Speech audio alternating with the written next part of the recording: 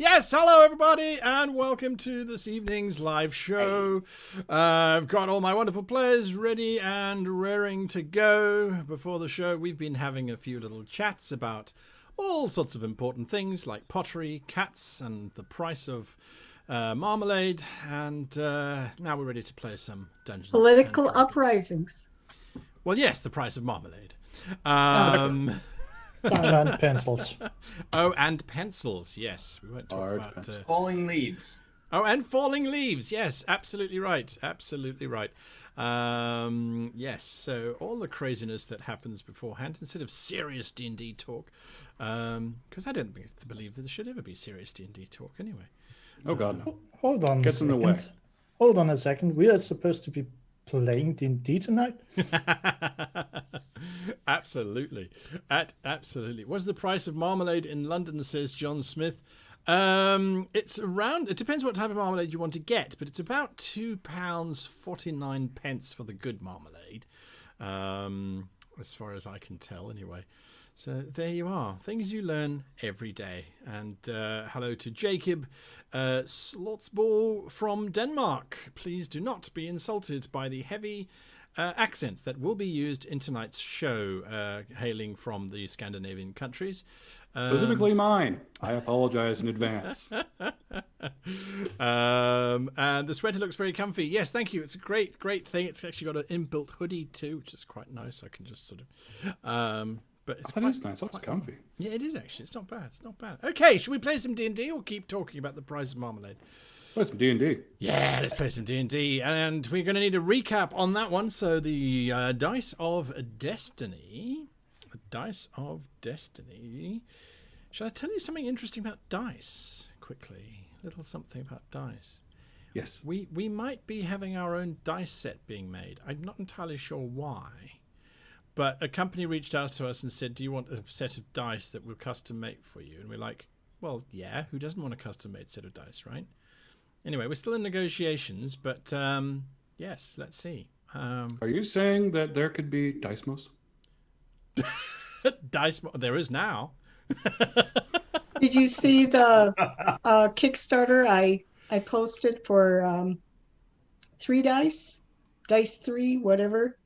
They're transparent dice with little dogs. Yes. Ouch. Oh, the corgi inside. dice. That's right. He just bit me. I don't think they're very well balanced, but yes. Well, they're pretty, and they are pretty. A lot of people want to creatively destroy the Trump dice.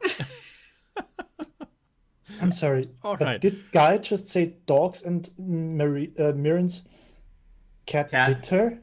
Yeah, he bit me. Perfect timing. Yeah, the cat was like, what dogs? There goes the Dice of Destiny. It doesn't want to be involved in this conversation either. All right, so... Oh, damn. All right. Anyway, let's see. Dice of Destiny, as provided by our dice sponsor, which is Easy Roller Dice. So this is going to tell us who's going to do the recap. It is 1-2. It is Murin. You are up. Alrighty then. What happened last week in, let's say... Shakespearean sonnet. Oh, I can do that. No, I'd rather do haiku, but I'm not going to do that. Into a portal we went. We landed in a small room with Rajan, who told us to call him Lithler.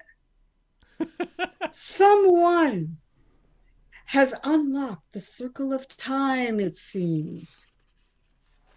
This allows us to jump around through time. We need to find where the break happened, therefore to make it closed. We need to get to the dungeons to break out the fellow called Neos. We did. Through deception, deceit, and disguise. And a very odoriferous release of gas. That was Deimos and his ass. We did release Neos, dispatched and tied up a guard, and went through another portal where we landed in the Great Plains, where the Goliaths rule. I like it. There we go. It Yeah. wasn't a sonnet, but I thought that was pretty good. You're getting applause from the chat as well. Yeah, thank you. There we go. On the spot, on the fly. Look at that. Next week will be about Raj of Christmas, present, past, and future. Yeah. Lovely. Okay, You yes. can call that one Bit in the Dickens. This is where you are. You are in the dire Sabidi Mountains and had just made contact with an old friend of Deimos's known as... Do you remember the name given? I certainly do. Hold on. Close? Was Murkos? No. No. No, it was Shorter than that. Kevin. Murph. Kevin. It's Kevin. It's Mult. I can't believe you forgot my Oh, name. yeah, Mult. Mult. Yeah. All right. So yes, you have now joined up with Mult and his raiding party. They have been looking for individuals along the wolf trails to hunt, and then they have found the four of you, Rajan and Naos, who is emphatic about not enough time. What are you doing? You're heading back to camp, I believe. Immediately. Immediately. Also, it's like going through the immediate motions of like you have to tell at least one story from where you've been. Right. Just as kind of like common mannerly greetings. And then lots of very stiff arm clapping. Also, you'll notice at this point, Deimos is definitely the shortest one of the group. There we go. Like by about a foot. That's true. That's true. That's true. The rest of you just follow along? Yeah. It's like listening to a bunch of very, very, very confused but polite sounding individuals who are all very eager to talk and share, but are also extremely polite in waiting for their turn and ensuring that the others have finished first before starting. It's an incredibly polite, barbaric conversation. Is this deciduous? The Or trees around coniferous? you, coniferous Yeah. at the moment, yeah. And they Okay, I'm looking around. become carnivorous later on. But at the moment, it's just giant pines stretching up towards the snow line, which is still a few 100 yards above you.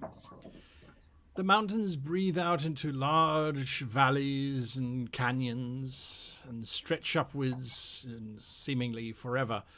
And your journey takes you a good hour or so until eventually you round a corner on the edge of a rather steep valley. And there, tucked in aside the mountain at the base, are a collection of rather large circular huts that have been constructed out of the bones of various large creatures and have been decorated in bright colours of greens and blues and reds, scintillating patterns painted across the hides that have been stretched over these bone-like frames. Little kids run past, one wielding an axe, the other one shouting, "I'm a moose, I'm a moose." And general jollity is to be had. When they see your arrival, Mult immediately shouts out, "Guess who's come for dinner?" And that echoes around the valley, backwards and forwards. And there is a great gathering of very large people. Once again, Deimos being the smallest of the bunch. The one who has called himself Mult looks at the three of you and Naos and Rajan. You probably are tired and don't want to be part of this evening's celebrations. It's going to involve a huge amount of alcohol and story swapping.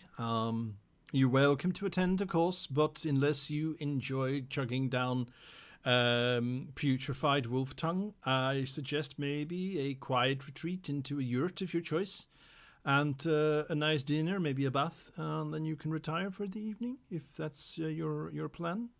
If you get the chance, you should really try the wolf tongue. It goes down smoother than you think. Yeah, but as some foreigners have said, is strange because it tastes like it's tasting you all the way down to your bottom, as they say. That is fair. That is a fair thing to say. Yes, elf lady. I would like to try everything once and the fun things twice. So I will be attending. Okay, I like the sounds of that already. Yeah, As okay. a bard, Raj is very interested in hearing the stories. Ah, you play the music. Okay, good. Yes. What about you? Yeah, rodent. This is Shifty. Rodent, I'm a seabold. Oh, my apologies. I can't ever tell the difference between a rat and a rabbit. Yes. Don't I look particularly blue to you? Anyway, I'm I Shifty. don't judge based Hi. on the color. You could be a blue rodent. I don't know. I'm not, it's your choice. Now that you mention it, I could be a blue rodent if I felt like it. That's you are entitled to that. Yes. Anyway, I'd like to participate and try anything. It's Demus's culture, so why wouldn't I? I have a question though. Those children shouted, "I'm a moose! I'm a moose!" What's a moose? Well, they were playing Aximusi. Yeah. It's very popular game. The kids play it all the time. So the one who's the moose, he tries to avoid being hit by the axe, and the one with the axe tries to hit the moose. Yeah. It's pretty obvious if you've been hit by the axe, and yeah. So that is what the moose is. He runs away as fast as he can. Bicket. Chocolate moose can run? Yeah, they're very, very fast. They are. They're very fast. That is true. Hey, Bicket, Bicket looks up at you, Mirren. why don't you come with me? She nods.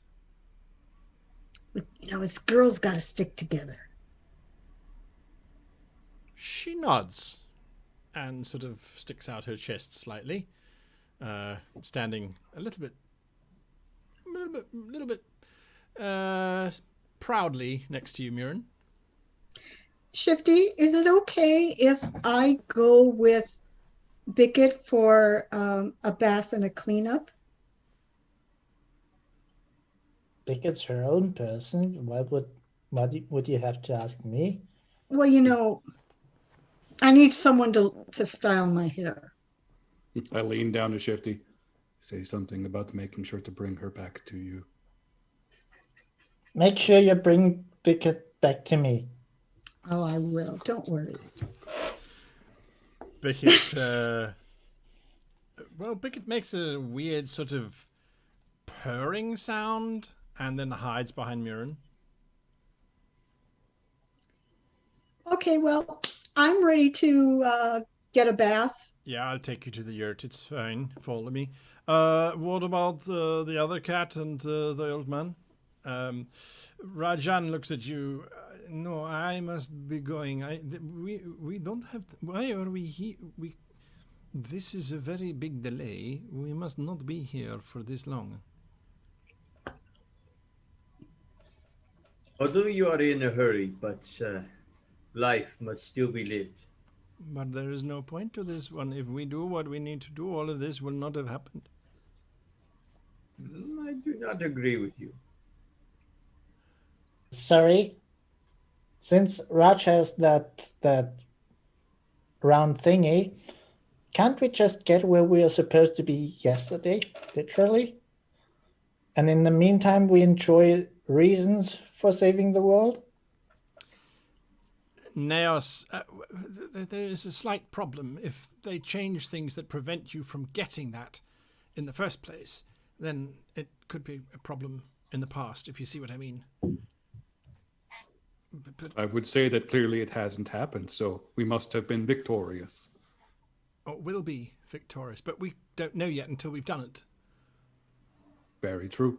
Yes. So So Also, now you smell a victorious. bit more like the end of a moose than I'd like. I think maybe a bath might help you just a little. yes, I do agree. We must leave in the morning then. No delays. That will be fine. We don't have enough time, even if we have all of it. All right. He follows you, Murin, with Rajan. I am not a bard. I can't even hold a tune. If it was put into a jar and sealed with a label saying this is a tune, I wouldn't be able to hold that either. So I'm out of here. You have fun. Don't let down the species, eh? Hmm. Yeah. He leaves with Naos. The rest of you are escorted forward. Demos, you pick up there's a lot of giggling and chuckling coming from the males of the tribe as you're being taken towards the largest of the yurts, which is a spectacularly large structure made out of multiple levels of other yurts by the looks of things.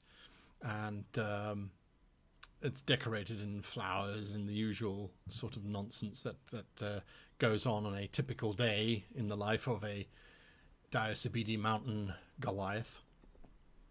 But there is general Ours make it look very pretty, I would say. Well, if you're going to build it, you might as well build it to look nice. Exactly. Yeah. You get led into the main hall, where standing at the very far end of it on a raised dais, his hair is curled around and there's a ring of flowers embedded into it, is this very impressive looking Golanti. He must be about 50 or 60 or so. He's quite wrinkled, but he has this magnificent grey beard which stretches out almost down to his navel. And as you walk in, he rises and everyone looks to him. He looks down at you. So, it is Deimos. You have returned to us now? I have come back, yes, sir. What is this sir nonsense? I wasn't born on a horse. Neither were you. Now come here and embrace your old father. Yes, sir. And I kind of run forward, like big shit-eating grin on my face. Yeah, absolutely. He rushes forward. There's a big embrace in the middle. There's a big shout from everyone. Then everyone piles into the group hug in general joyous celebration. But then he breaks away and he says, I know who you were wanting to see, yeah? I would like to see them, if I may. Well, I don't know about that. You've been quite absent. Have they found another? Did you bring any kind of gift? Oh, of course I did. Well, show it to us. We want to judge whether it's worth or not. Oh, of course. From the background, someone's shouting, Connor, stop teasing the boy. Just bring him out. And someone is out, make him pay for it. We want the dance. As they all eagerly watching. Well, show me what you've got. Oh, of course. I've brought a friend who I have met along the road. This is my gift to show the magic that he can do. Shifty, can you show them a good thing you can do? Everybody looks at Shifty. Someone says, is that a rodent? Did he bring a rodent? No, he is a sea bolt. It's a separate species, and they are a very wonderful people with a rich history. And a gift? Your talent is the gift. I'm showing and sharing what you're able to do. So just the performance. Exactly. Good. I'm allergic to leashes. So I will wiggle with my fingers and let corals and seaweed sprout in the shape of a ship. So it looks like a tiny wooden ship. Well, to me it's not that tiny, but to them it would be. They all look at it and sort of watch.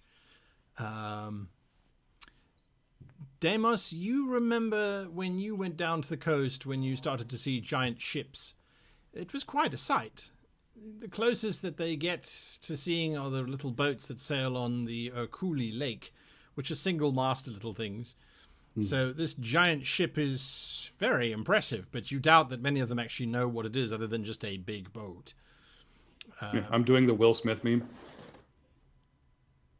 They all...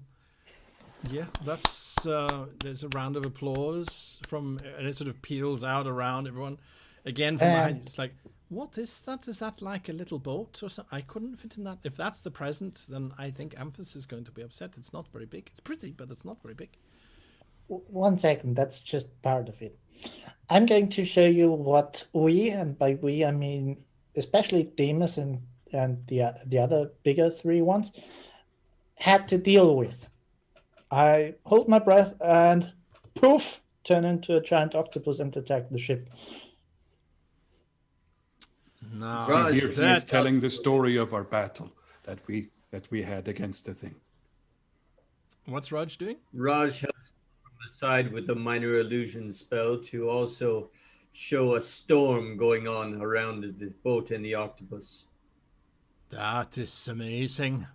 Quick, someone go and invent agriculture so we can make some corn that we can put into a pot and eat it afterwards. That is absolutely mind-blowing.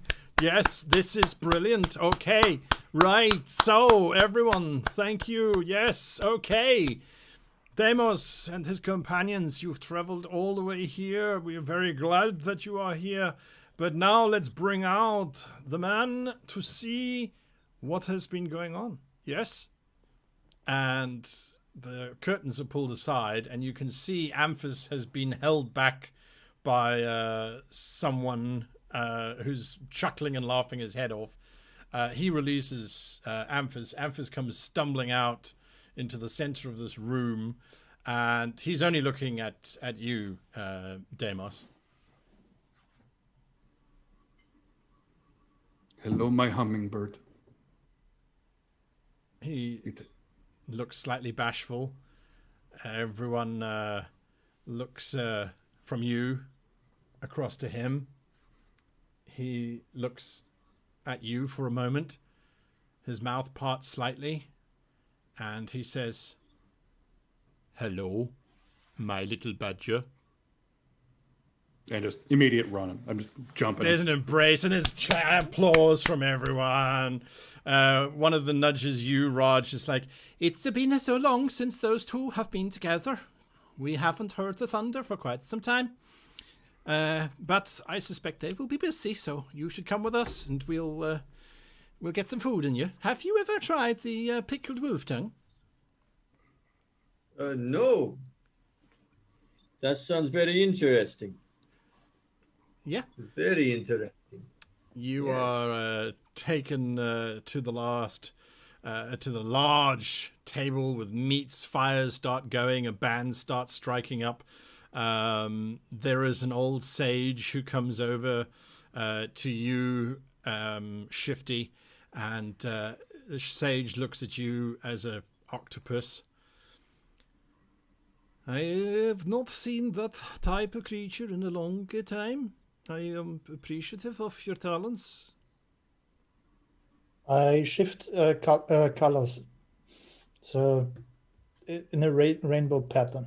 Oh, you have spent a lot of time under the water. Obviously, you are seabold, yes. And I roll with my eyes. Forgive my people, we live in the mountains. We don't know very much about the oceans and things. When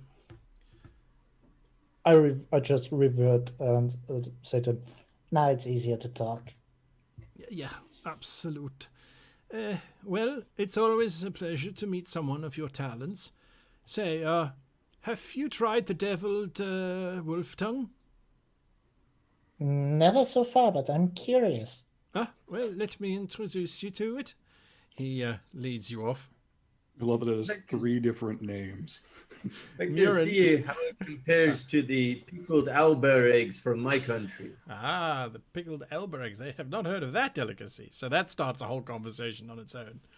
Murin, you and Bickett are shown into a yurt, and there is a large rock pool that is in the center of it. Next to it is a large, it looks like a large fire pit. And your guide says, if you want the water hot, you take a stone and you put it in the water, and that will heat up the water. Don't put too many stones in, because otherwise you'll cook yourself, and that would not be so good. Yeah. Sounds good. Thank you. Good. Right. Well, there you go. And enjoy. If you need anything, just shout. And when you're ready, we're in the main tent. You can hear the celebrations have started already. Okay. So I'll take off my one of my boots and I'll stick my toe in the water. All right. It's pretty warm already. Yeah. Okay, Bickett, I think this is good enough. Now, I start removing clothing, but will the armor come off? Yes, it does. Oh, okay. Well, I set it aside. It floats up And- into the air. Oh, thank you. Okay. And I get naked and jump in. Sure. Does the armor turn its back with manners? I don't care. I mean, we elves don't care. I do like that, but sadly the armor does not. It's all about intent. So is Bickett coming in? Oh yeah, Bickett's splashing around already, having an absolute marvelous time. Yeah, there's probably no soap, but I'll just scrub myself with whatever they have around, sand or There, as a whatever. matter of fact, at the side of the pool there are several bulrushes, or they look like bulrushes, that have been cut up into fairly small segments. And Bickett, upon seeing one of these, grabs it and she kind of crushes it between her hands. And as she's doing that, you can see it starts to form suds. Oh, neat. She holds What it out kind to of you. plant is this? Soap root. I mean, do I recognize it from my own land? You have heard reference to a thing called soap root, which quite literally is a root that foams and has Yeah. some cleaning properties. So yeah, you think it could be that. Certainly, it looks like it is. So I'll rub myself down, and if there's any detritus in the water, I'll try to splash it out of there because I want to leave it as clean as Oh, sure. as well as I can, and then drying myself off. Oh well, stand by the stones, I guess. Yeah, absolutely. Hey All right. Bickett, do you know how to fix hair? She nods, and sort of hops over to you, and then, what do you want? Oh, just do whatever you want. This is why not? A new place, a new hairdo. I don't know about Bickett's tribe, but in my tribe, if someone says fix my hair, it means fixing a hair problem, which for which you usually just use fire. She hops up and down, and she says, "There was one that I saw in the city. I want to try." Okay. All right.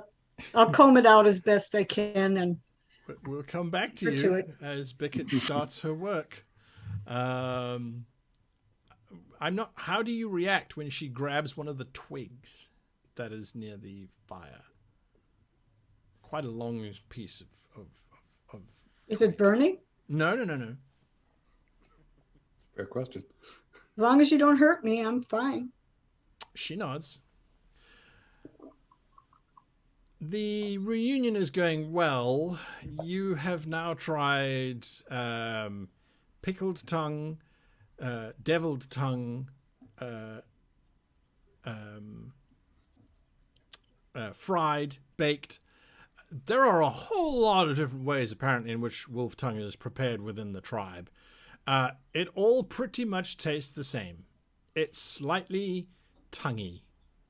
And that's all there is to say on that. Very chewy, except for the one which is basically you could suck it through a straw. It's so liquefied in its sort of jelly-like state.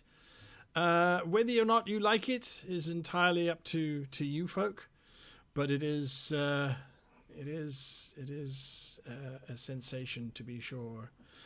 The festivities are full in swing. Deimos, you and Amphis have had to go and check because he thinks he left the stove on in his yurt and needed some help in just checking whether that was left it burning. Yeah, I'll give that hearth a real good checking. Oh yeah, that is certainly what is on the cards as far as hearths are concerned. The rest of you are inside the yurt having a whale of a time. Mirren, real quick, I would also be giving him the bracelet ring that I made for him as betrothed. Aha, yes, that's right, absolutely. You all gain a point of inspiration as you are relaxing, rested, entertained, and satisfied. Yes, Shifty? Just for the giggles of it, I made a Constitution save for the Deviled Wolf Tongue. It's a natural 1, so I'm probably just gonna run right out of the hole and into the bushes and just.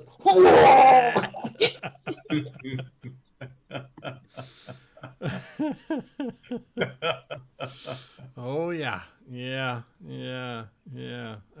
I could imagine nothing worse, to be perfectly honest with you. You you gain a point of inspiration for learning what not to eat again in the near future. I can't have more than 1. So as the night progresses, the party music gets louder and louder, and the alcohol is flowing freely. Mirren, you eventually arrive at the yurt, the big thing hall where everyone is having a good time. Everyone is certainly incredibly appreciative of your hairstyle, complimenting you on trying to fit in and look the part. Raj, when you see Mirren and an extra 1.5 feet because, well, let's just say that her hair is going up and it looks like this very impressive vine of seaweed type of stuff. And there is most definitely a little octopus thing that has been made out of the curls of the hair that does kind of remind you of what Shifty looks like when he turns into a giant octopus. But that has all been worked into this intricate hairstyle thing. So Mirren is now no longer the shortest person in the room.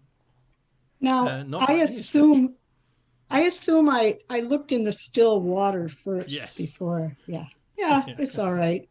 I'm putting the armor back on because I just don't want to leave Sure. it sitting around. Absolutely. And my cloak with the thingy in it, so don't want to leave that laying around. No, absolutely not. It is around about midnight when there is a loud gong which suddenly sounds, and then it sounds again, and then a third time. On the third strike, everybody in the tent suddenly goes very quiet, and the people nearest the three of you lean over and they say, if there's a fourth strike, all you need to do is go to the yurt that Mult will show you and just stay there, all right? Don't ask any questions, just go straight there. If you hear the sounds of battle, don't worry, we've got everything under control, yeah? And then there's the fourth gong, which sounds. In your yurt with Amphis, the two of you hear the fourth gong sounding, which is the war sound. Someone is launching a raid or an attack. There is definitely something that has caused the sentries to sound the alarm. The appropriate response is grab your weapons and meet in the central holding area of the camp. Yeah, up, armed, and moving. All calling out for my direwolf. Yes, Shifty? the time until then, would that count as a short rest? Yes. Good. Thank you. That is good. Oh, yeah, definitely. The three of you, do you leave? Mult is willing to take you to your yurt. Raj, Shifty, Yeah. and Mir. Yeah, my weapons are there. I want to go there. All right. He takes you through to the yurt. Don't worry, this is not an irregular occurrence. We know what to do. Just stay here and you'll be fine. But we What do can we- help. We don't know what it is that we're fighting. Or maybe there's not a fight. Maybe it's just a roving band of ogres or something that... We never do. We never know what we are fighting until we do. Yeah, but it would not be polite of us to ask guests to fight on our behalf. And it would be What- unpolite of guests to just sit and do nothing if we could help. Shifty, 1 minute. What may we defend ourselves Yes, of if course. this yurt is okay? Thank you. Yeah, We will but do that, Shifty. I understand why Deimos is your friend with an attitude like that. Yes, of course, guests are more than welcome to help defend themselves or to sort out any unbeknownst. You have good reading in you, young rodent. So let's go. If you, he looks at Raj and Murin. You're going to stay here and defend this yurt, yeah? Or you? Is this yurt strong enough for someone to get on top of it? Yeah, they all are. If it wasn't, Okay. then the whole place would be flattened after one party. Okay. I will get on top with my 2 bows All right. and The wait. sun has just started to rise, and there is a very vague, dusty orange light starting to play in the higher peaks of the mountains. The shadows remain deep and dark, obscuring vision in the valleys and the glens that surround where this camp is. Everyone standing in the center, there is anxiousness. Some are eager, some are a little hungover, most are ready for whatever it is that might be coming. There is a scout who comes running down from one of the observatories on one of the higher peaks, and breathlessly he says, I don't, there are hundreds of them. I've never seen such a great amount of creatures. They're heading this way. Old father, I don't think we should stay. I think we should move, as a matter of fact. The old father steps forward, his great grizzly beard. He speaks more to the sentry. Then he turns and he looks at everyone. All right, everyone, listen up. There is a host of, as far as the scout can tell us, it is Cyclops' army. They are moving from the north. We knew this was going to happen, and so we must now move ourselves as well. Or we stand and try and turn their force. What is the vote of everyone? If we are to leave, raise your hands now. Amphis looks at you, Deimos. All I want is for you to be safe, and I know you can turn them if you wish. I'm behind you. I've been away. I do not have as much say in our decisions. You have as much say as anyone in this village, Deimos. You might have left, but your heart has always been here. Of the people willing to leave, 6 hands go up in the crowd. All right, all those who want to stay. 11 hands go up. All the rest of you who didn't vote, just know that that was a vote in its own right. So, we are staying. That means all of the children, you are into the main yurt. And everyone take up positions. We will show them a wall of strength first. So, there is that. Great old father, may I ask a question? Yes, I want you to protect our guests in their yurt. You stay away from the front line, both you and Amphis. Yes, old father. What was your question? I'm possessed of friends of great renown. I have with me one of the finest elven scouts ever made. I was thinking if we could send a small contingent of us to go to near the front and see in what direction maybe they be heading, see if we can fend them off from a forward area and maybe avoid some bloodshed or give more time to begin the wall of force.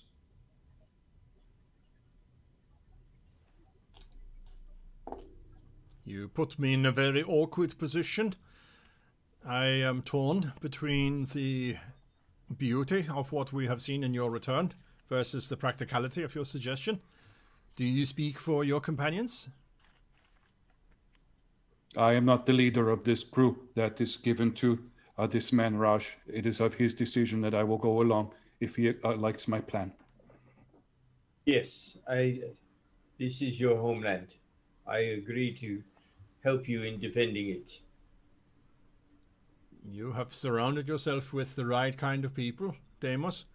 This is very reassuring.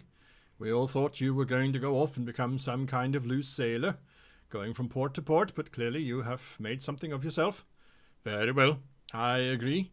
If you and your companions will go and see what the story is, are they coming here specifically or just moving through, then you can let us know. In the meantime, we'll prepare defenses. Thank you all, Father, for your support. He nods. You better get going. Yes, I will just. All right. We should leave Bettis, though, shouldn't we? So you should leave what? Sorry, Shifty Beckett. Sorry. That's up to Shifty and Bickett, I guess. Is anyone going to share the plan? Do you guys go back to the yurt quickly to get Murin and Bickett? Well, I was there. Oh, are you there? Sorry. Yes. That's right. You said while this discussion was happening, I rolled a 20 on stealth. Nice. And that was rolled at disadvantage because I have to. And I went to get Naos and Rajan. Yes. And I said, come with me. Come with me. You're going to the main yurt unless you want to fight. But Naos, I think you should go to the main yurt where you could be most useful. Yeah, I agree. Absolutely. Yeah. So I'm going to take them to the main yurt. Rajan can do what he wants, but we're going to be delayed. Another delay? Can we not just leave? It's all right. Just do this, okay? Come on. Very well. They acquiesce and they go into the main yurt. Rajan turns to you. If I am reading the situation correctly, you are going into battle, no? Yes. Then might I implore upon you that you get Raj to give me that time-traveling trinket of his? You will ask him yourself. But you are telling me that I should be staying here? You can do what you want, but for anything of Raj's, I'd rather you ask him. Okay, I can do that, I guess. That's fine. Yeah, okay. Do you know where he is? Yep, come with me. All right. You lead him to Raj. 1,000 pardons, Raj, but if you're going into battle, then it seems to me like it would make sense for me to take that sphere from you. Why? You see Mirren behind you. It is perfectly safe with me. But if you are to fall in battle, then I most certainly do not want to lose the orb. I will not fall in battle. I am very appreciative of your confidence, but this entire village of individuals do not seem to share that. I am not concerned. Come with us, Rajan. I'm not a fighter. Not much, anyway. I couldn't even break Neos out of a prison. So what good would I be fighting whatever it is you're going to go fight? All right. Well, I hope then that you are successful, because I don't want to see you fail. That orb is too important to, well, everything for it to be lost, eh? If it is so important that it has come to my hands, then if I am to die, then the orb is of no use at all. That is what I'm thinking. I would say that's a bit of cognitive dissonance on that one. But well, just come back, please, as quickly as you can. Yeah? While they're discussing this, I'm going to have a a quick chat with the scout and ask him for the direction that he saw them coming from and how fast and how many? Sure. Yes, he indicates that they are definitely coming from the western slopes, which means possibly they have just come out of the Ileus Barrens. It's called the Ileus Barrens. But why they would be here, not sure. And what their Okay. intention is definitely unclear. Okay. I'm going to start should that have- way. As soon as I get out in the open, I will stealth. So let me know You're going to stealth out in the open? when I get beyond the Okay. the village. Yes. It's still forest, so I still have my advantages for forest. Yes. So That's true. Okay. All right. So that's what you're going to do. It is wooded hills, pretty much the direction that he pointed in. Even now, you can see that they are holding up torches. The army that appears to be approaching. It looks as if there's about 100 of them, maybe 150, moving on foot. You realize the scout was wrong, that they're not cyclopses. They are just, it looks like they're another tribe of Galanti, as a matter of fact, Goliaths. But they do not look like the ones that you have been entertained with. They are quite a lot bigger, as a matter of fact. Maybe 10 foot tall. So whatever that might be, you're uncertain of. Are you all moving through the forest following Murin, I'm assuming here? Yes, definitely. any markings, any symbols? They have, their faces appear to be, and this is why you realize that the scout thought that they were cyclopses. Their faces have been painted with a white war paint, and then they have a single black stripe of paint painted across both of their eyes. From a distance, it almost looks like a single hole in their head. You also realize that they have vanguards, scouts also moving around. And I need you all to make perception checks, please, as you're starting to move slowly and a little more quietly through the undergrowth of these trees. There are clumps of trees here and there, sparsely clustered trees everywhere. And in this early morning, aside from the crispness of the air, there is a strong scent of pine that is wafting down from the trees around you. I'm so happy to report a natural one. Oh, my goodness. All right, you got a natural 1. 23. Raj, 23 from Urine. Raj? 10. 10. Okay, real stealthy. I like it. Are Shifty. these stealth rolls or? These are checks. perception. Checks, Okay. yeah. 24. I have a question though. Yes. I was confused. Was I at the summit where Demas and his father spoke, or was I in the yurt, or where was I? You were definitely with me. I would have come and got you. Okay. Yes. I think there was some general confusion as to where everyone was, but you guys were all together, yeah. Okay. Yeah. In that case, yeah, 24. All right, perfect. So as you're making your way down this hill, you're kind of observing and you're watching, and you then hear the snap of a branch or a twig that seems to come from about head height, but a little bit off to the right of you, maybe 20, 30 feet away. Who's Deploy head my height? special bow. In your case, it sounds like it came from the branches above you, Shifty. Deploy my special bow. All right. Mirren pulls out her bow. You've been following a pathway which leads down the side into this valley where these giants are moving. Deimos, you've seen them now a lot closer than the scout did, and you realize that these are giants. These are giant kin, as a matter of fact. They mainly live in the Ileus Barrens, which is a territory, I'll bring up the map, which is a territory to the west of the Diacibidi Mountains. Here they are here. barrens. Nothing much grows out there because of these giants. They are raiders. They are barbarians in every sense of the word. They attack Xylos and Pyro often. They raid into the little towns and things. Very seldom do they come up into the mountains. But if they are coming up into the mountains, it must mean there's slim pocket pickings happening down near Xolos or Pyro. But I would get a sense of imminent threat.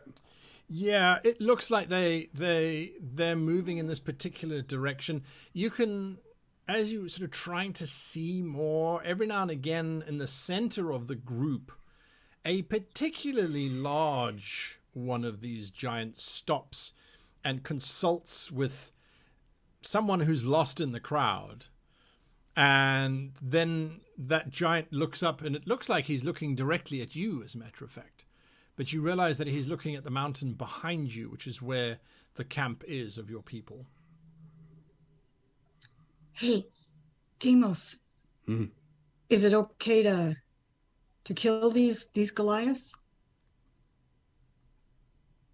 These are giantkin, and they outnumber us. We would be crushed.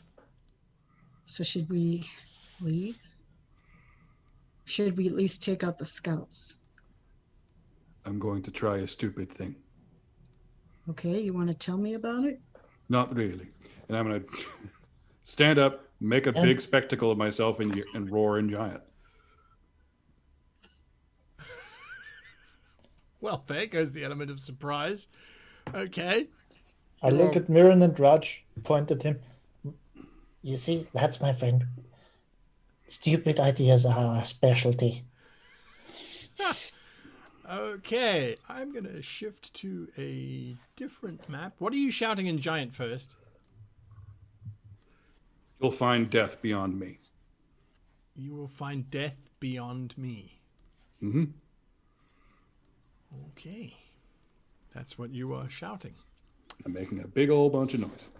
I am to the point where I am making sure I'm a target above anybody else. Okay. I like it. I like it. Give me a second here. You shout this out, and well, this is the forest in which you find yourselves shouting this out.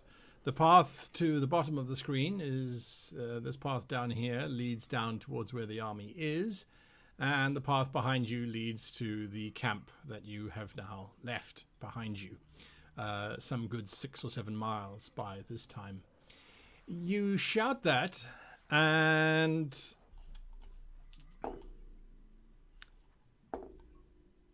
oh wow, someone very close by, as in possibly 6 or 7, no, 5, 10, 15, 20 feet away, shouts out, "Oh yeah, we shall see." It's like hanging on my leg. No, you won't. I Damn need it, you're initiative from everybody, because this Let's just do it. happened.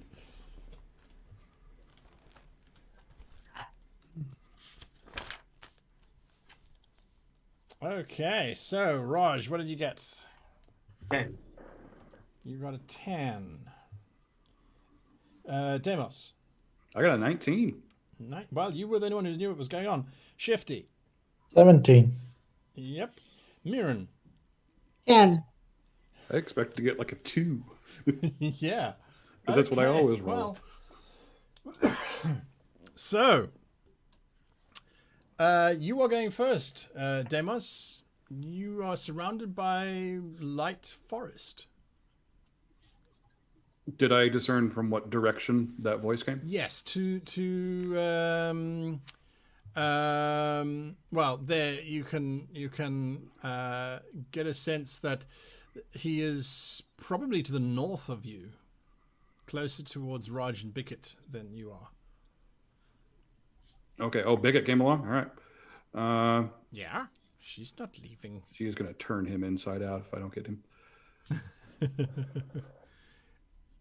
You can see some sort of movement, but you're not entirely sure what sort of movement. and that's to the north of you. I'm going to use my bonus action to go into a rage.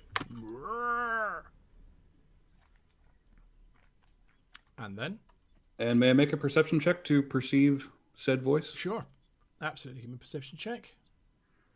Ooh, 22. Ah, you realize that you're looking too low because all you see would be calf legs and knobbly knees which blend in with the trees. The moment you look up, however, that's when you start to see the heavy body of a giant who is slowly stalking towards the group.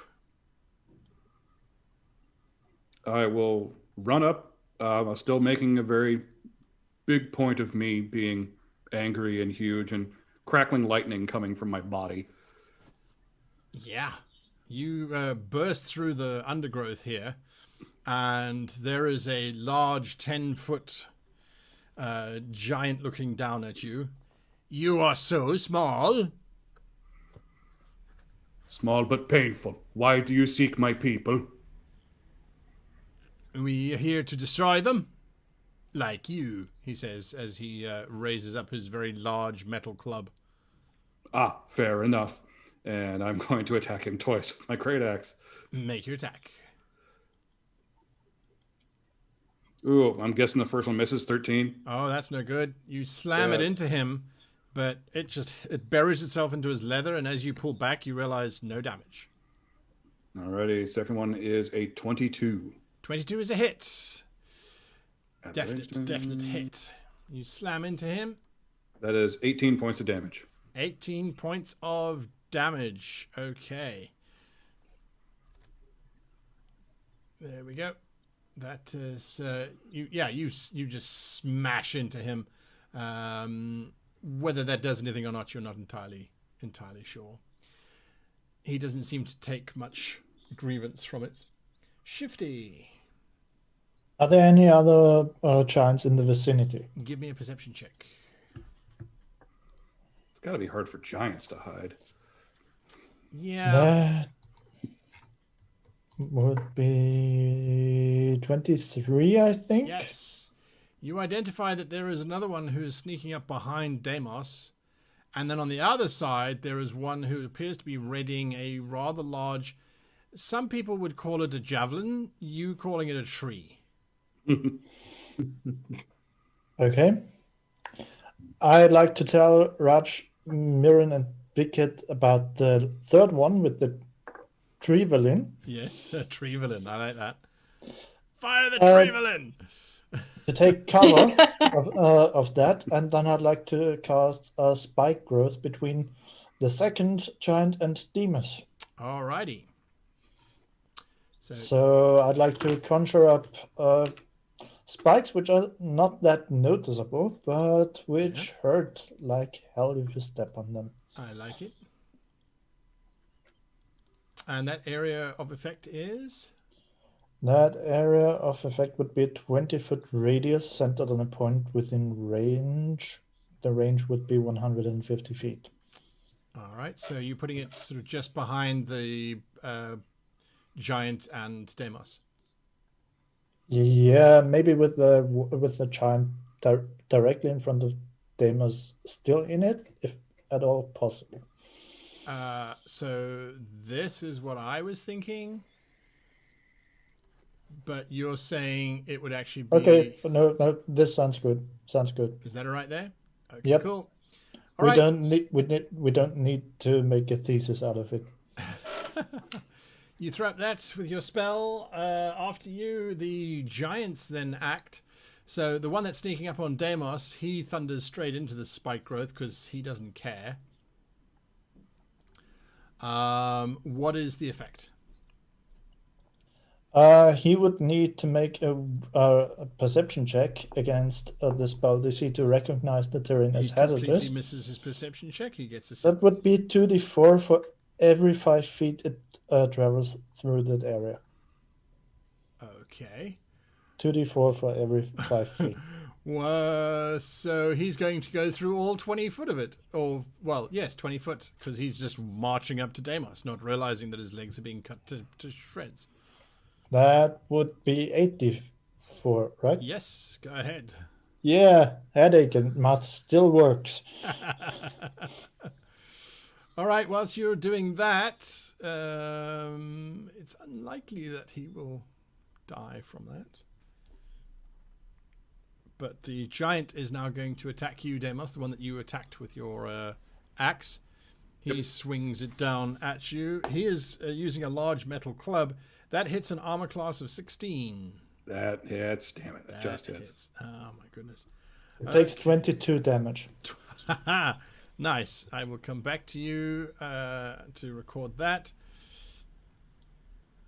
Oh, wow. Minimum damage. Absolute minimum damage. You take, so that is 7 points of damage, bludgeoning damage, Deimos. Reduced to 4? Sure. Yep. So that's him. The one whose legs have just been shredded because of the strange shaped thorns and things that he's walked through. He hasn't even noticed. He swings for Deimos as well. He only gets an armor class of 15. That's one short, isn't it? That's exactly what he needs. Oh, okay. Yeah, he swings at you. He's using a greatsword. Oh, 19 points of damage. Gonna use Stone's Endurance on that one. Oh, yeah. Probably a good call there. Yeah. Then from down I hope here, the party knows that Deimos is trying to save them. Run, I will stop them. I will stand here and deliver. This one down nice. here So I'm is reducing that by 10. So I only take. Let's see. Hold on. It was 9. 19. It was 19 damage, so you take 9.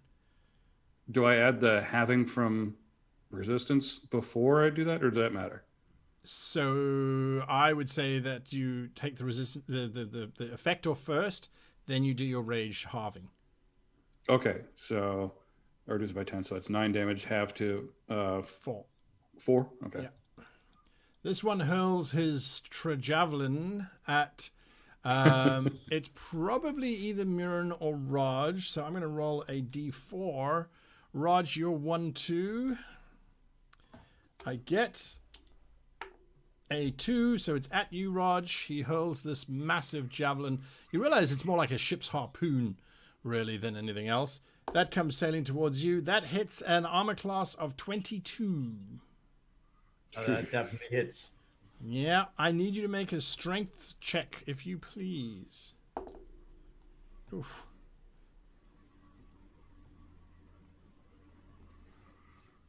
Strength check is a 6. A 6? Yes. Okay, well, you take 14 points of damage as this javelin just impales itself into you. And then you are dragged 5, 10, 15, 20. You are dragged 20 feet towards this giant as he's pulling on this rope that's attached to this javelin. That's their actions. We now go to Miriam, I think. Okay. I have my bow out. Yep. I am going to take a shot at the giant. How much of him can I see? The javelin giant or the two facing Deimos? The Trajavelin giant. Yeah, giant. he's got some cover from the tree branches.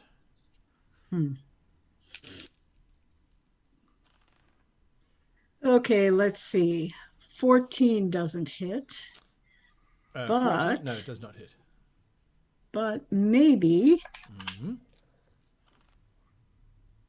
a 24 will hit. That hits. Oh, yes. That slams straight into it. 10 points of damage. Ouch.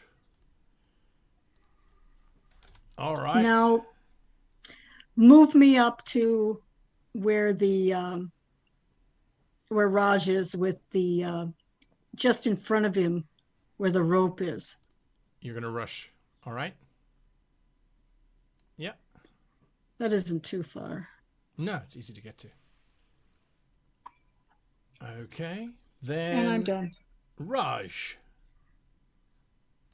Oh, wait. Bonus action, Hunter's Mark on the Trajavelin. There you giant.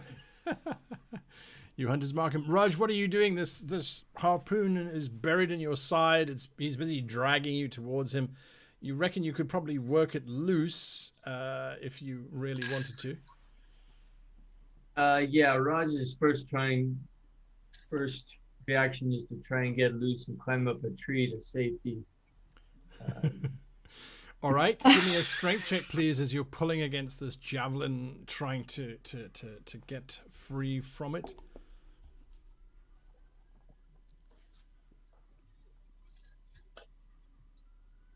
30-20 this time. You Nice. managed to dig your claws in. You wrench on this javelin, and you sort of just chuck it out from yourself. You are now free to move. Okay, All Raj right. has a climbing speed of 20, Yes. so he'll go 20 feet up the nearest tree. Sure. And then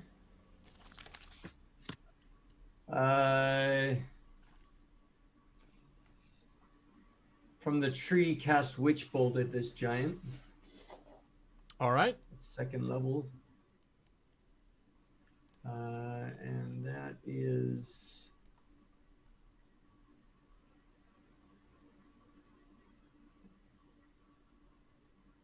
okay. Yeah, I do need to roll to hit.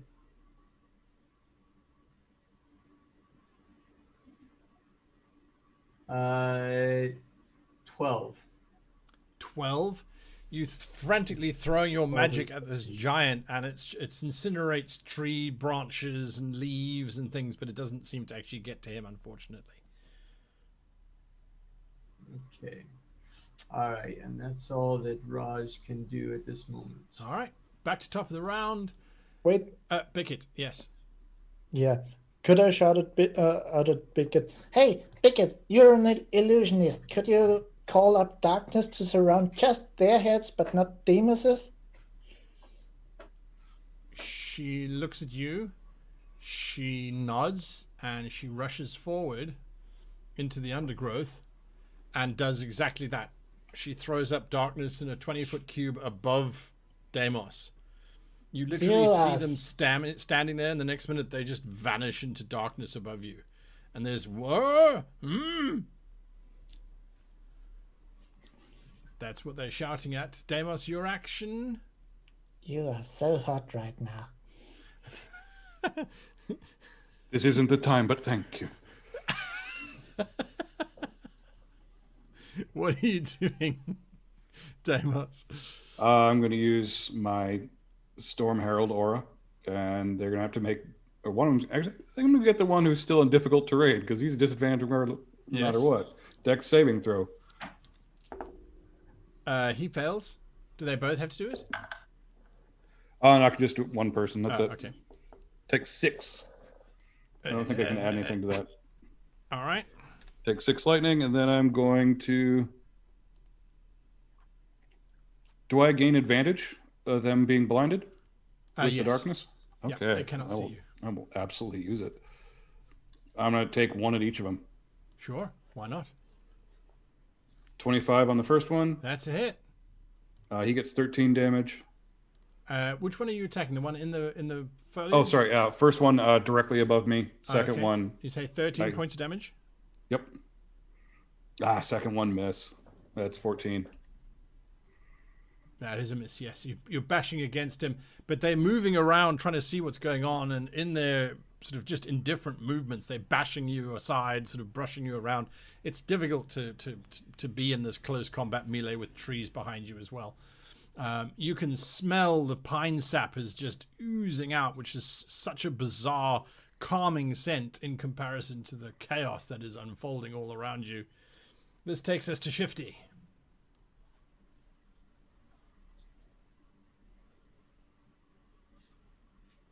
Muted?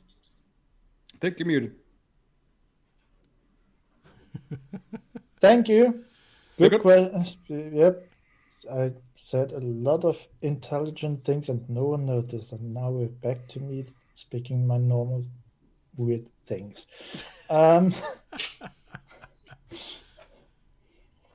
I I think I'm going to cast Fairy Fire on that giant down there. That way. Trevelyan? Traveling Yes, giant. Trevelyan one. All right. Earlier, I thought to myself, if a normal person throws a javelin at you, you might end up with a javelin-sized hole in you. If a giant throws a tree like a javelin at you, that tree might end up with a U-sized and shaped hole in it. So I'm going to cast Fairy Fire at it. Sorry Yeah. for that detour.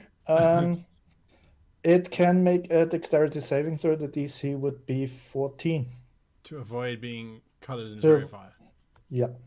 And I would choose the color neon blue. Neon blue. There we are. Okay, so you're casting neon blue. He has to make a dexterity saving throw. His dexterity check is a whopping 12. Fail. So every attack against him will have advantage now. And as a bonus action, I turn into a brown bear and rush to the help of Deimos because he's all alone and I don't want that. All right, so you as a bear are rushing over towards the closest giant, I'm assuming? Yep, number 28. Number 28. Okay, but your fairy fire was your attack for that round. Yep. So that is you done. That takes us through to them. So Trevelyan giant, he no longer has a harpoon. He doesn't care. He is now just going to charge forward, and as he's doing so, he grabs a small tree that's just growing nearby, uproots it as he continues his charge, and he's just going to slam straight into you, Mirren, I'm afraid. So he's just running. He pulls out this tree trunk. He swings it twice, swings it for your head, and gets an. He hits an armor class of 11. Nope. Yeah, you just gracefully duck under the side of it as he swipes out. He takes out several trees in his attack. That's him. 33 is going to try and hit you, Deimos. He swings that heavy metal mace at you. At disadvantage, With I assume? disadvantage. Yep. Yeah. That darkness spell was clutch. That gave me basically free reckless attacks. Pretty much. And he will hit an armor class of 13. That's just a shy. That does not hit. Yeah, All it's right. too shy. All right. The second one, the 28, will attack you, Deimos, as well, because he doesn't know about the bear. That's also with disadvantage. And his minimum is 19. That definitely hits. That definitely hits. All righty. And, oh my goodness, 17 points of damage. Reduced to, was it 9? Or 8? Yeah. 8? How are you looking there, bud? I'm good. That Stone's Endurance took away almost the entire last hit. Nice. I got very lucky that I have rage right now. That's fantastic. Miriam, you're up next. Okay. If I move away, he'll have a shot at me, right? Yes. Okay. I'm going to chance it. Move me back 7. 7 feet? 7 squares. Oh, I see. All right. All the way back to. Sorry. Yeah. 12 Okay, meters, so- guy. Gotcha. Have him swing. He's going to swing at you. Come here, elfling. He hits an armor class of 22. Ah! Oh, my One. goodness. Okay, so That's 16 move damage. me back up then. 16 damage. Yeah. Okay. You can move back. Oh, it's absolutely fine. He doesn't pull you forward. He's just swinging a giant tree at you. That's fine. Okay, I'm okay. All right, now I'm taking 2 shots, both Fine. at I'm advantage. okay. Just had a tree to the face, but I'm okay. I'm taking It's okay. 2 You hit me with a shots. Doug fur. It's different. Softer. So 2 shots, both at advantage. Correct. Fire. Geez, yeah, 21. That's a hit. And that's for 14. That slams into his head. He grimaces as this arrow is sticking in his cheek slightly. And another 21 Definitely a hit. for 13. Oh, and I get extra damage. All right. The second one sort of embeds itself into his shoulder. He doesn't seem to care very much. I Yeah, get your hunter's mark. Yeah. yeah. I think that's 6 more damage with the hunter's mark. 6 more damage. All right. So those aren't just giants, they are German giants. Why are they German giants? Those are blonde. Because that one just shouted, "Come here." Kommen Sie hier. Kommen Sie hier. Which means come here. Yes. Yeah. Well, I suppose the giants should have an accent. I've been sort of doing a bit of a Scandinavian one with them, but maybe they should be German. I like that idea. Okay, that's Murin's attacks. Rog, you are hanging in this tree. Underneath you is an enraged giant swinging a club made out of a smaller tree. What are you doing? All right, Raj is going to try with his witch bolt again. Not much better. With 13 advantage? to hit. You have advantage because I have advantage. Well, he's verified. Yep. Ah, that will make a difference. We hope. It is neon blue. That is a critical hit. That's even better. Yes. Oh man, witch bolt on a crit. Oh, this is gonna be a 25 bad day. damage. Yeah. 25 damage. Yoppers. Wait, I'm not going to do maths. Your bolt slams into him, and he kind of looks up at you and he bellows in rage.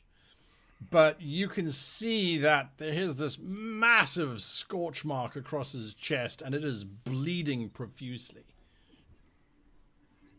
So it was 25 damage. Yep. Yeah. It is bleeding profusely. You reckon if you just left him, he'd probably bleed to death. Run. We're gonna be doing it after these two. That's your action. Are If you gonna there's move it? if there's room to go a little bit higher up in the tree just to keep out of his reach. Absolutely. You kind of climb a little bit higher up, and there's the whole top of this tree starts to slightly move now as you're getting there, but you think you're still fine. It's okay. We're going to have to call someone to get Raj out of there. Firemen. You always call firemen for getting cats out of trees. That's it. That's it. Deimos, you're up. All right, I'm gonna do like I've done before. We're gonna get a Electrical disadvantage. Yeah, disadvantage dexterity. shock. Okay. What is the? Because he gets a 13 as his minimum. I think that would just hit it. I think it's like my main. It's a fair question. Yeah, I would assume it's just 13. So yeah, he passes. So he's gonna take half of. All right. He's gonna take half of 6. So he's gonna take 3. All righty. And then first shot to 33, second shot to 28. Once again, advantage. Yeah. Love to be a rogue right now. 17. 17 is a hit. Sweet. 33 takes 16 points of damage total. 16. Sure thing. Yep. And number 31, they take, that's a 23, which I assume hits. Yes. Absolutely. Oh, that's so many ones. Oh, They, no. they take 7 total. That is horrifying. It happens. It happens. Are you going to move? No, I'm right where I need to be. You're right where you want to be. That's true. Shifty. I was so free as to roll in advance. So I'm going to full attack him Yes. with bite and claws. Does a 15 hit? 15 does not. You bite into his heavy his heavy armor. Okay, in that case, it's the other one is a natural 20. So Lovely. that would be 22 damage with the claws 22. as a And critical. crits be railing. 60. You are rending into his. You come away with a mouthful of blood and guts pulled from his side. He looks down. What the hell? And then his head sort of bursts through the darkness as he bends down low to look at this bear. you I doing anything told else, you Shifty? death was here. Yeah. No, I'm done. That's it. Okay, so 49. Has he worked out yet what the hell's going on? No, he has not. He still thinks it is just it's darkness. It must be nighttime. So he's going to swing for you, Deimos, with disadvantage. He hits an armor class of 12. So that's no good. Nope, The one not at hit. 60, he has leant down and is looking at you, Shifty, so he does not have disadvantage on this one. He just makes a regular attack. He hits an armor class of 14. Shifty? You're muted? Yeah, I know I'm muted. Armor class of 14 Yeah. with bear statistics. Yeah. That it's That is a hit. It's a hit.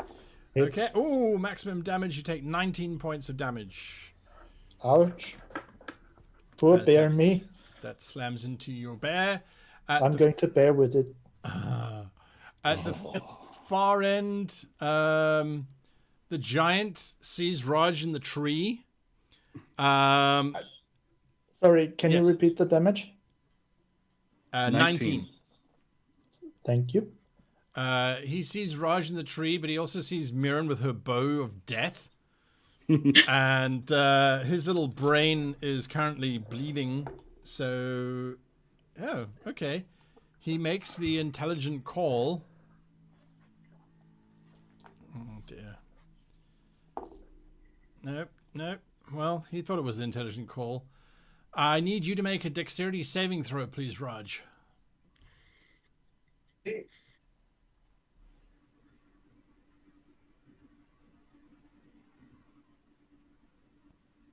What'd you get? 15. 15. Okay. You have a choice of either leaping to another tree and potentially falling to the ground, or you can just roll to the ground with less damage. Okay. As a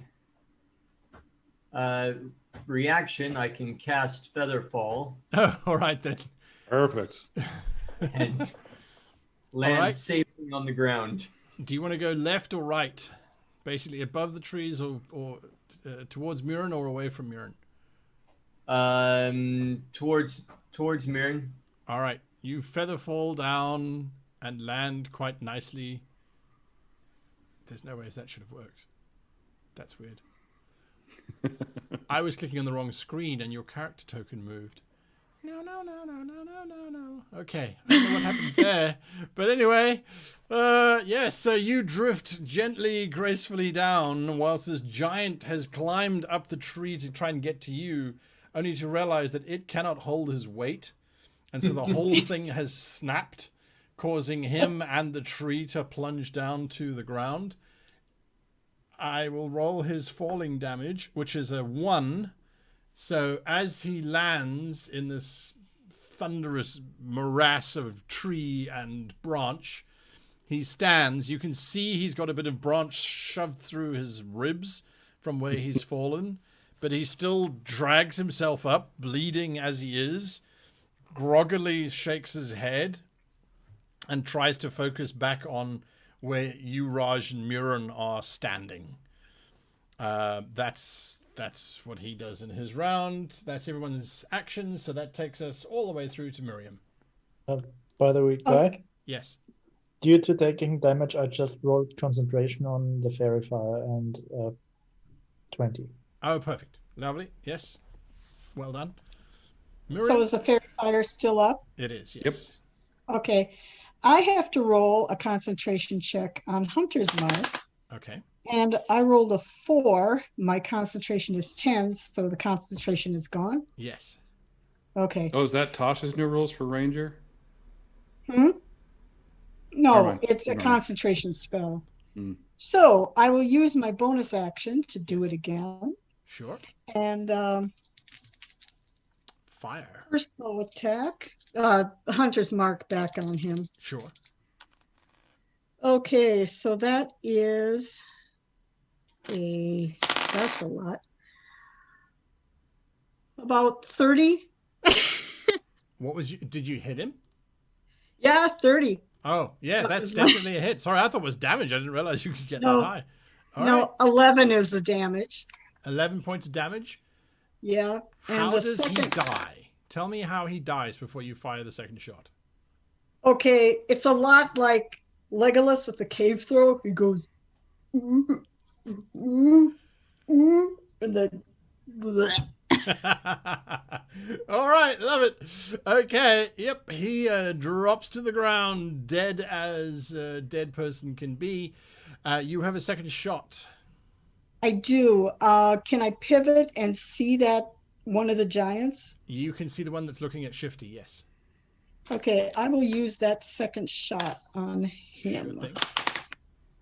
Okay, that is a 21, That's a hit. and that one doesn't have Hunter's Mark. Nope. That is a 14 damage. 14 damage. Well, And how does okay. he die? he just kind of looks up, huh? And then plump, and he might fall on Shifty because he's bent over that way because He he was. fell forward. I like the statistical odds of that, so I'm going to roll a d20. Actually, Shifty, you roll a d20. If you roll a 1, he falls on you. 7. All right, he falls next to you. If I wasn't a bear, I would shout timber. Yeah, instead you go, "Brrr." Oh, Bear sounds. Bear sounds, yes. Okay, he drops down dead. That's Mirren done. Raj, you're up. I have movement. I'm Oh, moving yes. up to Raj. You're moving up to Raj. Okay, good call. All right. Raj, Okay, Raj can see there's one remaining giant. yeah, he would have advantage against you if you made an attack, though, because you can see his legs and his head is obscured with darkness. All right, I am going to aim a dissonant whispers spell at him. The darkness is wisdom- filled with terrors. Wisdom 14 saving throw for him. Wisdom roll of a natural 2, so don't matter what he's got as a plus, he fails. All right, so that is going to be 3d6 of damage for a grand total of 9. 9 points of damage. Okay, there we go. Your whispers go off inside his head. He grunts in disgust, I suppose. Deimos, Well, I'm going to do my thing. do your thing. He gets to make a save, but he doesn't have disadvantage this time. So he gets a 14. That passes. So Yeah. he's going to take half of 5, 2 or 3. Yeah, 2. Round down. 2. All right. All right. And then 2 attacks from the Great Axe. One's a attacks. 20, not natural. One's a it. 21. Both hits. You swing left, you swing right on the backstroke, you cut him across the chin. Grand and- total of 25 damage for everything. How does he die? Oh, just real quick. Cut the legs, head goes down, cut the head, and then start turning to pick up people and run. So we need to go tell the rest of the people that there's a bunch of bad guys coming. All right, you start running. The giants are coming. The giants are coming. Actually, can I hold for a second? I saw them conferring with an unknown person, right? Sure, you're the one who was about to start running. You start running, you stop, you pause, you look at everybody else. Go, wait. They were talking to someone. They were referring to something. Someone shorter than them. Look around. See if there's anybody here. The person they Probably were a referring, spellcaster. the person they were referencing or talking to was in the middle of that herd. Oh, in the big herd. Okay, then never mind. Yeah, you it's reckon the running only way time you again. could see them is if you got into the air. I'm a bear. Can I pick up a scent of anything that's not giant? Are bears the best creatures in terms of smell? I know they have a pretty good sense of smell. Most wildlife does, but- They have a keen smell, so you get advantage on perception checks. All right, give me a perception check. You say you have advantage. You're trying to smell the scent of an individual. in the midst of a giant herd of giants. So I'm going to say that would give you disadvantage. So you have a straight up roll for perception. What did you get? I'm going to throw again without advantage. Yeah. Because otherwise it would be unfair. 18. You're damn sure that you can smell two Murins. One is very faint and is blowing up from the plains, whereas the other one is close by. So long ago, I called it. I was so famously calling it. You can watch the VOD. Called it. Well, Still time to run, though.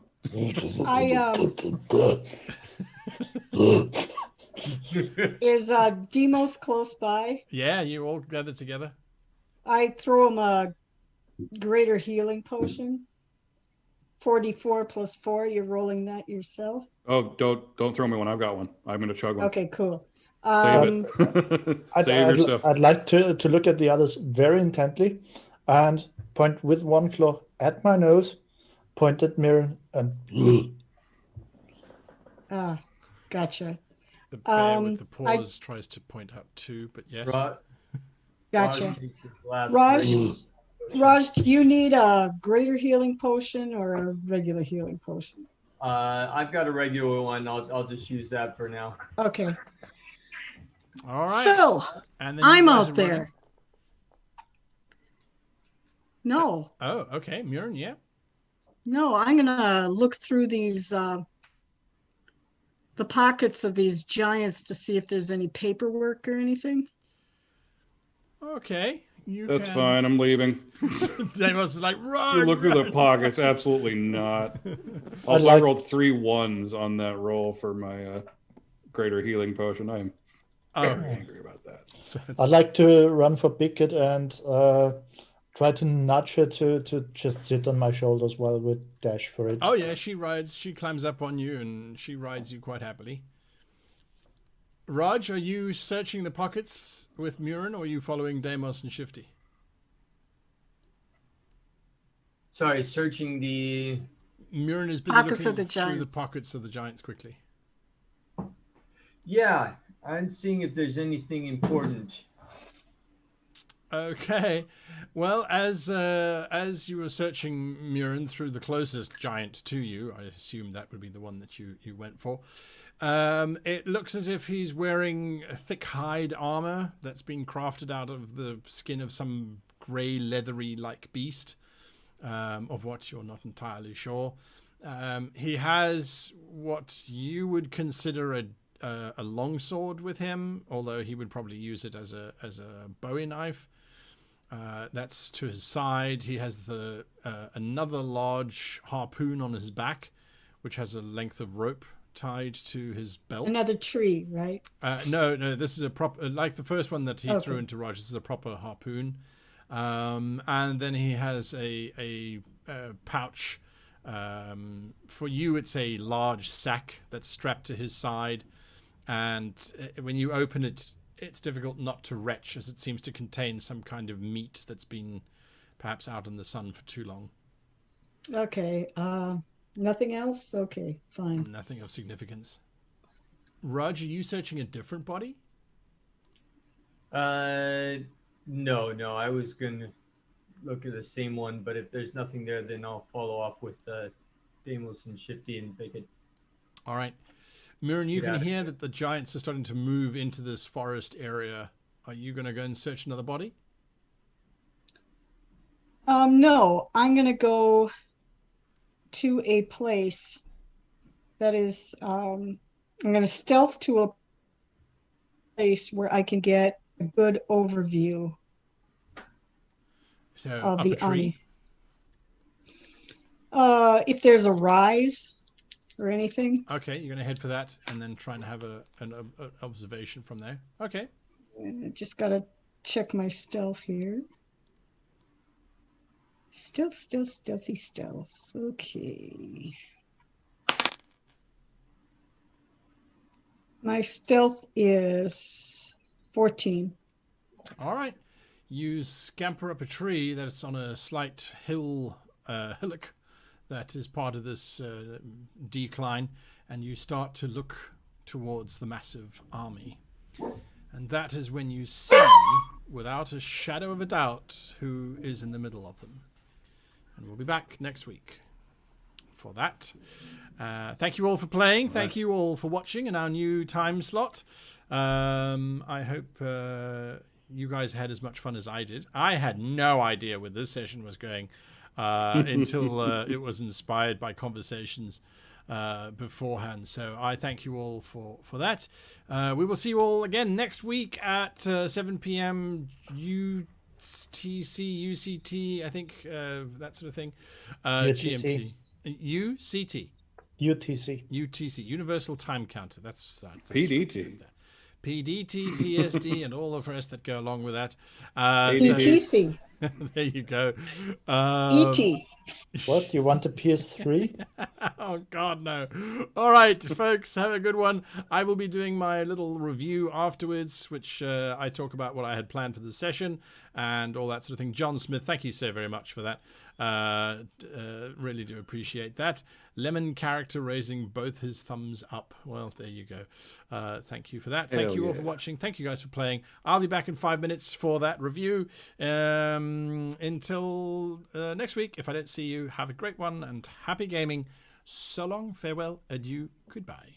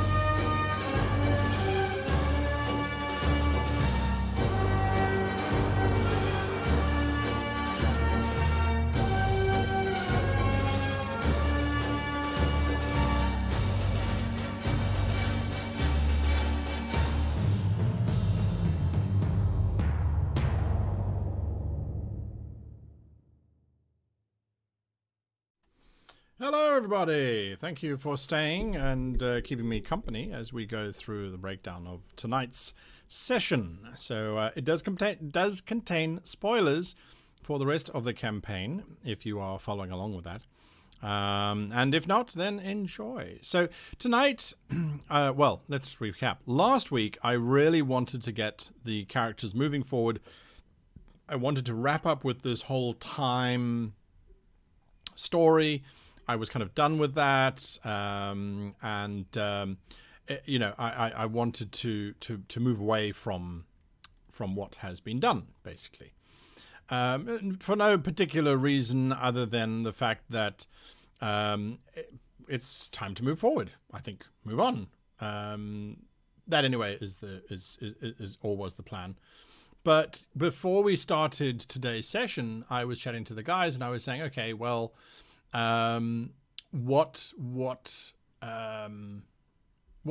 does Deimos want from the experience? Because ultimately this has been his character's journey. He's been dying to get to the Dire Sabidi Mountains, so that he could meet up with his partner Amphis and get going on that kind of front, or, well, just basically just to get there and have some basic character backstory.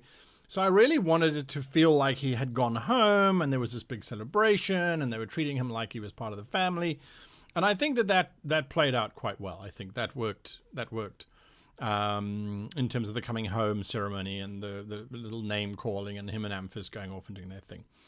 Now, what I also realized was that when characters start describing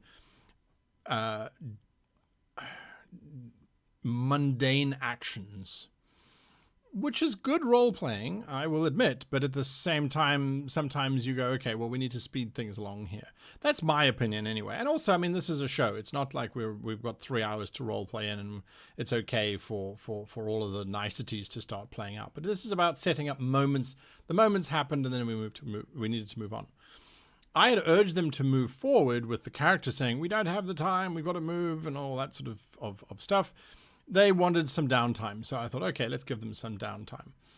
But now I want them to leave, and I want them to leave in a very emotional way because I built up the family, the old father who's there welcoming them in, that wonderful reunion. It was very touching. I enjoyed playing through that, I must admit. And then it was like, okay, let's get this ball rolling, but also let's show them the ramifications of them not fulfilling this.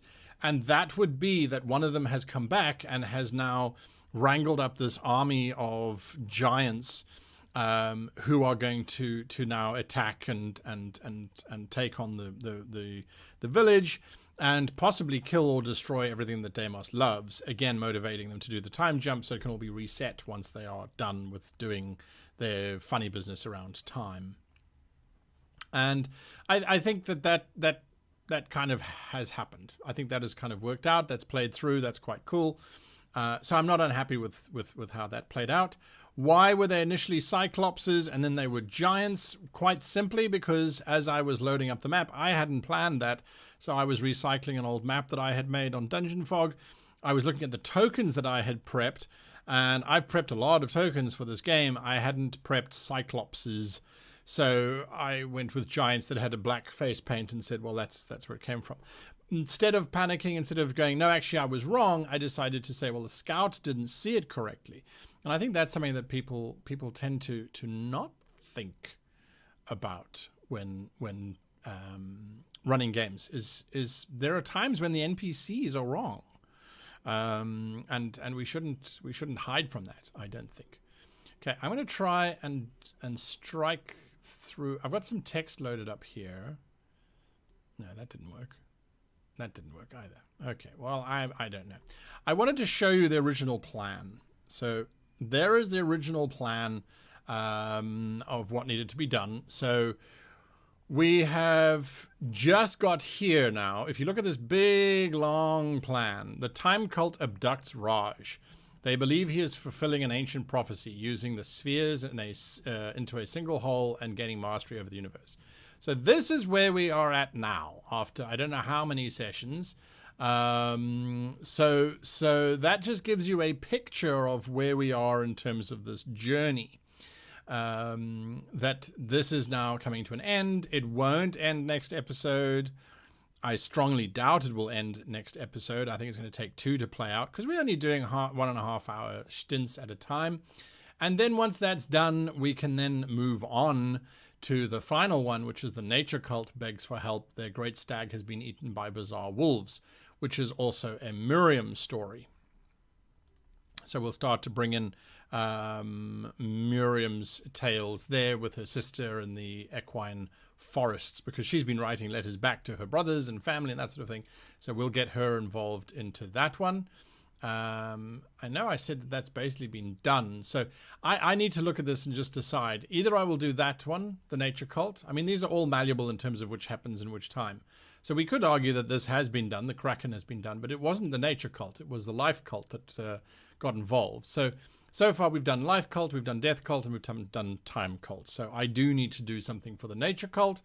Although by now they should start to realize, hang on a moment, this is all basically stealing these orbs. So if we can get ahead of that curve, we can get to those orbs first, and then we can start to stop the whole thing, which then will change this battle plan, by the way, because that means that High Priest Naos is now going to switch his plan to hunting the party rather than the party hunting him, and it might erase a lot of these adventures from this particular list. But if everything continues according to plan, then we will, as of 2 episodes from now, I suppose, we will start to work with the nature cult and a giant stag being eaten by bizarre wolves. So from there, we then move forward and we'll see what goes on. But the party, like I said, though, they might deviate at this point, and they might say, okie dokie, hang on a second, we're going to go and hunt down Naos in the capital. Then that's their adventure that they go and do. Naos is then going to respond accordingly, and so then this will all change in terms of the original plan. But Naos will be doing his damnedest to come back and get back onto track here. So yeah, that's what we use this for. Is it's going to give us some guidance and some design in terms of this final kind of climatic thing. All right, so if you have any questions about tonight's show, now's the time to ask them. I see there that Within the Circle D&D said that's a lot to go through with a short playtime. How long do you think this campaign will run for? Well, does anyone remember when we started it? I think, did we start last year in June?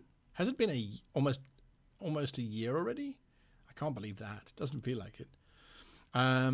Anyway, I don't remember. It was just months and months and months ago with just Raj. Absolutely.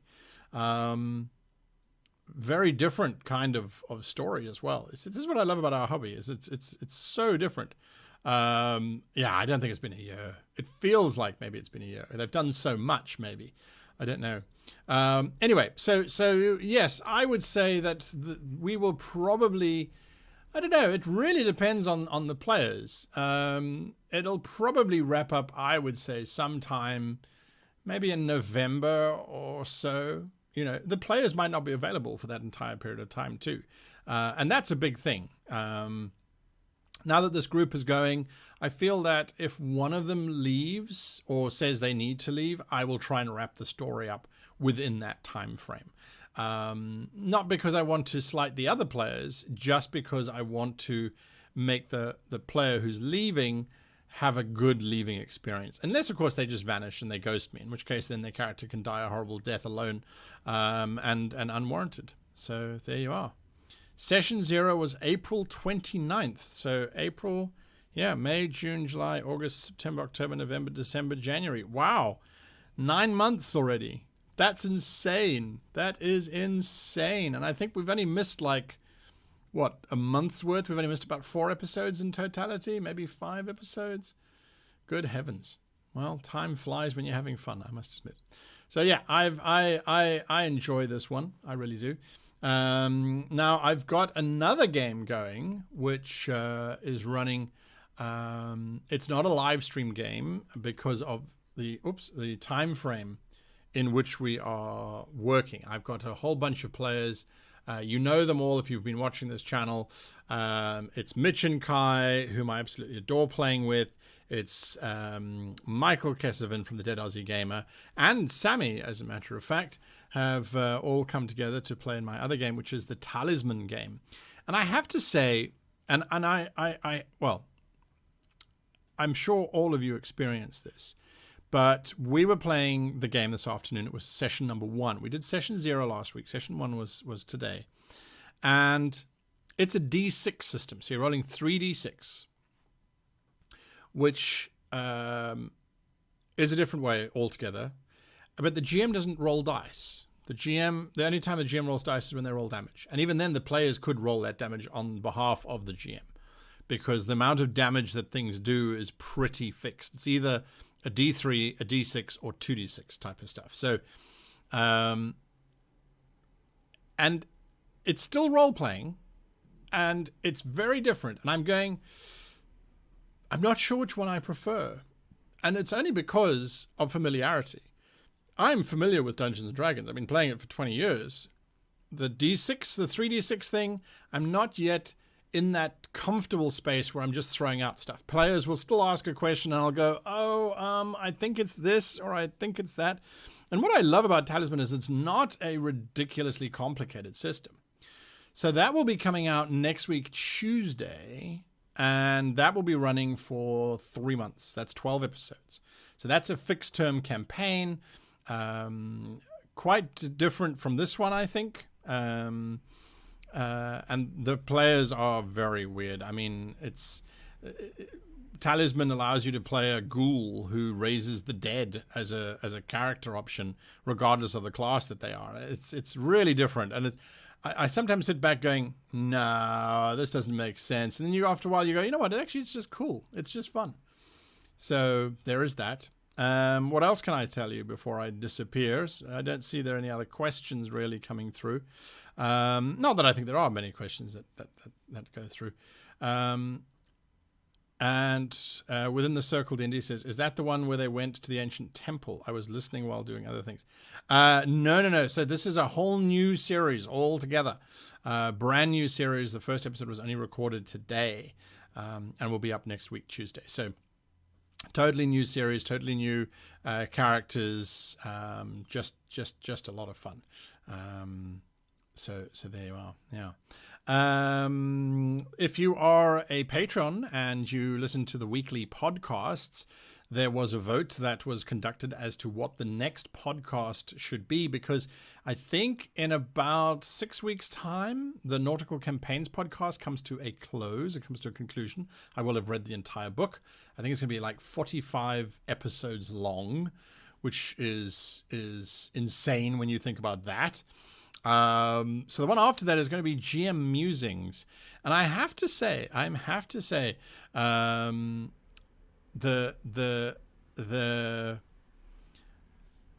it's an interesting idea and it's a daunting idea at the same time, because I don't want it to just become another basically offline GM video series. So yeah, it should be a lot of fun. It should be a lot of fun.